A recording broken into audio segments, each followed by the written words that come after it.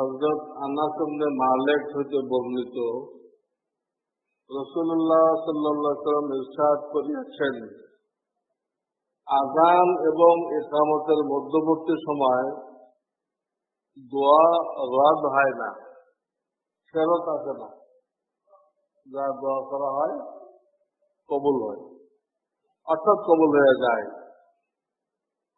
সাহাবায়ে কেরাম রাদিয়াল্লাহু তাআলা আনহুম আজমাইন আরজ করিলেন, ইয়া রাসূলুল্লাহ, আমরা ওই সময় কি দোয়া করিব? আযান ইকামতের মাঝখানে দোয়া যে কবুল হয়ে যায়, কি চাইব? নবীজি ইরশাদ করিলেন, আল্লাহ তাআলার নিকটে দুনিয়া ও আখিরাতের আফিয়াত অর্থাৎ নিরাপত্তা চাও। দুনিয়া আখিরাতের নিরাপত্তা, আযাব গজব থেকে আল্লাহ যেন হেফাজত করে আমাদেরকে, এটা চাও। নবীজি শিখাই দিলেন।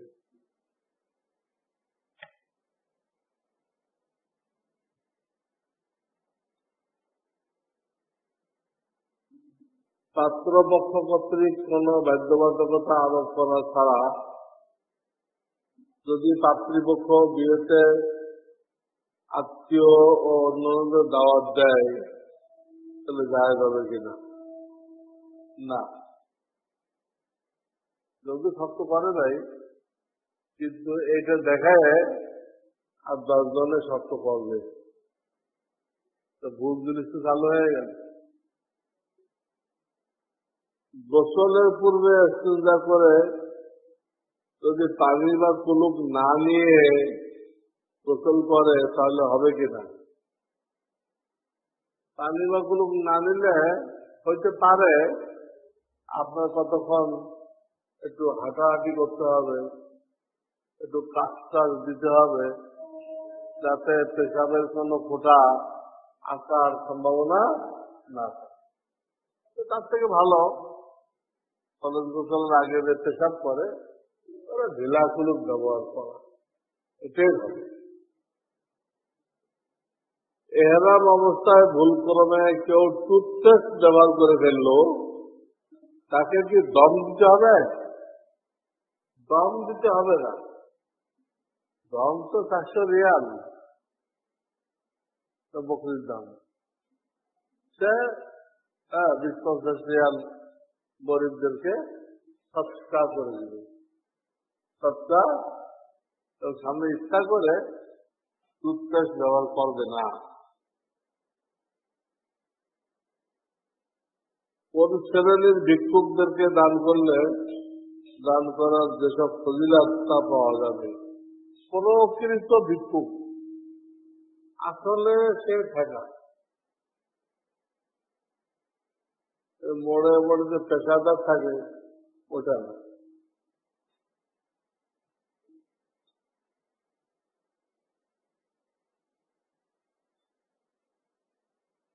জামিয়া ইসলামিয়া রওজাতুস সুন্নাহ খিলগাঁও, মোহতামিম মাওলানা মনজুরুল হাসান সাহেব, এই মাদ্রাসার সাথে সংশ্লিষ্ট লেকচারার বলতে যে আপনি এর সাথে জড়িত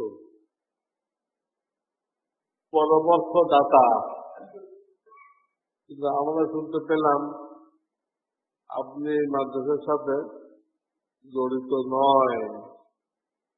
এখন কোনটা সঠিক?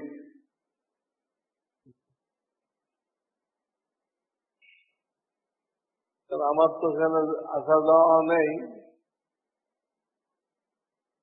বা কোনো বিষয়ে আমার সাথে পরামর্শ সাধারণত করা হয়। পরামর্শ করা জড়িত হলেও কিভাবে? হ্যাঁ, এই মাদ্রাসার কমিটি যারা আমাকে বলেছে যে আপনি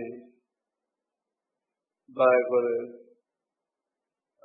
খতিবগিরিও করেন আর আমাদের এই মাদ্রাসাটা একটু দেখাশোনা করেন, খোঁজ খবর রাখেন, এটা বলেছে আমাদের। আগেও খেয়াল করতাম, এখনো করি। তো আমার সম্পর্ক তো এই মাদ্রাসার সাথে। ফেসবুকে কোনো হালাল পণ্যের বিজ্ঞাপন দিয়ে ব্যবসা করা জায়েজ হবে কিনা? হালাল পণ্য দিলেন, এই পণ্যের অ্যাডভার্টাইজ দেখতে দেয় আরো কতগুলো মহিলার ছবি দেখা লাগবে না? হ্যাঁ, লাগবে। কিন্তু গোনা তো হয়ে গেল, গোনা ছাড়া তো পারলেন না।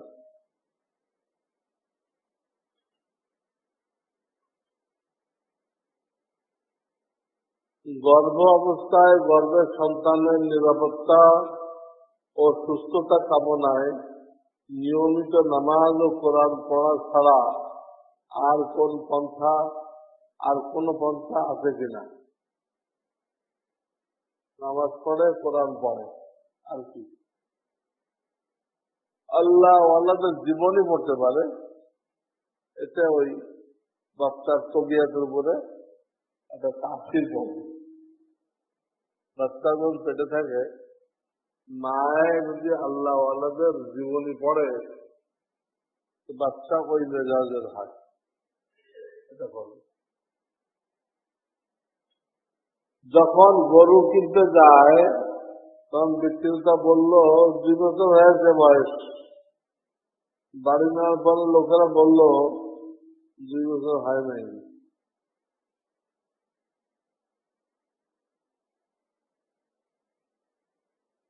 এখন কি করণীয়? কুরবানি হবে কিনা? এটা যারা একটু গরু সম্পর্কে অভিজ্ঞতা রাখে, গরু সম্পর্কে অভিজ্ঞতা রাখে, গরু পালে, এমন যে একজন লোক থেকে ফয়সালা নিয়ে নেন। 2 বছর হয়েছে, আমরা বাড়ির লোকেরা করছে যে হয় নাই, বোঝে কে? দাঁত দেখে বোঝে কে? এমন লোকের থেকে ফয়সালা নেন। তারা কি বলে? তারা যে দাঁত দেখে না, এটা 2 বছর হয়ে গেছে, দাঁত দেখলে বুঝতে পারে তো হ্যাঁ ঠিক আছে। কোরআনের সূরার নাম পরিবর্তন করা কি গুনাহ? কোন সূরার নাম কি পরিবর্তিত হয়েছে? না, আমাদের পরিবর্তন করার অধিকারও নেই, সূরার নাম পরিবর্তন করার অধিকার নেই। একজন লোক মসজিদের ইমাম সাহেবকে চুরি করতে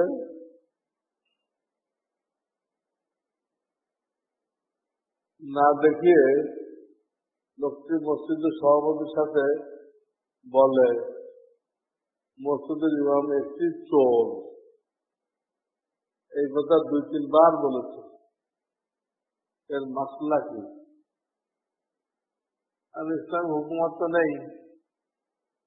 ইসলাম হুকুমত থাকলে যে লোকটা সভাপতির কাছে বললো ইমাম সাহেব চোর, অথচ দেখেন আন্দাজ, না দেখে না শুনে বা সাক্ষী ছাড়া একজনকে চোর বললে তাকে 80টা বেদ মারা হয়।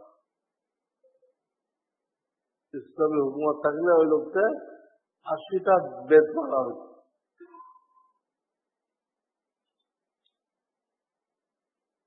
সুবহানাল্লাহ, আলহামদুলিল্লাহ ইত্যাদি জিকিরের ফজিলত আমরা এরূপ জানি। একবার সুবহানাল্লাহ বললে জান্নাতে বিশাল গাছ মিলবে। প্রশ্ন হলো, শুধুমাত্র আল্লাহ নামের জিকির করলে কি মিলবে? তার ফজিলত আছে। শুধু আল্লাহর নামেরও জিকির করা যাবে। আল্লাহ আল্লাহ আল্লাহ আল্লাহ।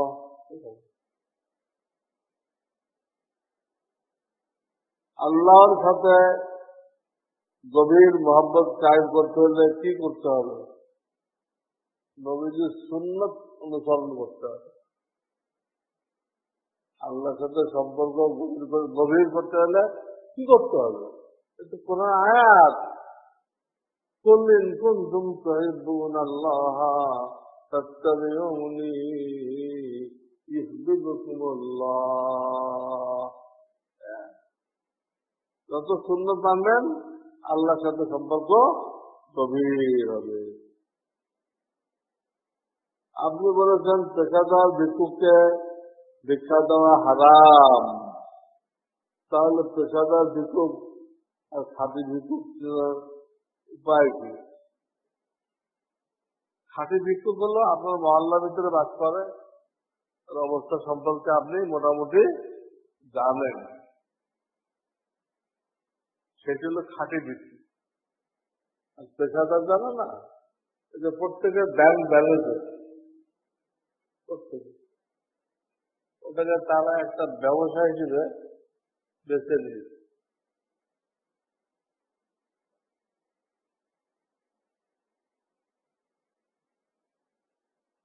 আমি আপনার নিয়মিত একজন মুসল্লি, আমি বিভিন্ন সময় হক্কানি আলমের সোহবতে যাওয়ার চেষ্টা করি, দাওয়াত তাবলীগের মেহনতে নিজেকে লাগানোর চেষ্টা করি।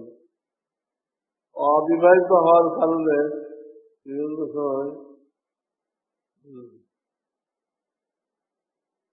সময় দুনিয়াবি আওরাতের ফিতনায় পড়ি। আমি আল্লাহর কাছে অনেক তওবা করি, কিছুদিন বেঁচে থাকতে পারি না, তাহলে কি আল্লাহ তাআলা আমার থেকে মুখ ফিরিয়ে নেবেন? দিনের কাজটা করে সবকিছু ঠিক আছে, কিন্তু ওই যে মহিলাদের দিকে বারবার থাকায়, এটা একটা গুনায় কবিরা, গুনায়। তো সে বিবাহ করে না কেন? বিবাহ করলে তখন এটা সহজ হয়। যেখানে মহিলাদের দেখা যায় কি হয়, হাদিস আওয়াজ দলিল বাসার, বিবাহ করো তোমার নজরের হেফাজত হবে।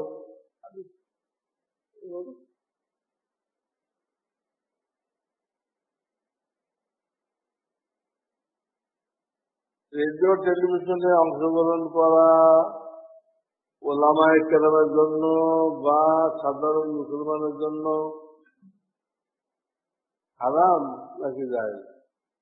অংশগ্রহণ করা হারাম, জায়েজ নেই। অংশগ্রহণকারীদের অমুসলমান বা ইহুদি খ্রিস্টানদের দালাল বলে যাবে, অমুসলমান বলা যাবে না, সে গুনাহগার মুমিন, গুনাহগার মুমিন। সুবহানাল্লাহ ওয়া বিহামদিহি, সুবহানাল্লাহ আল্লাহুম্মা সাল্লি আলা।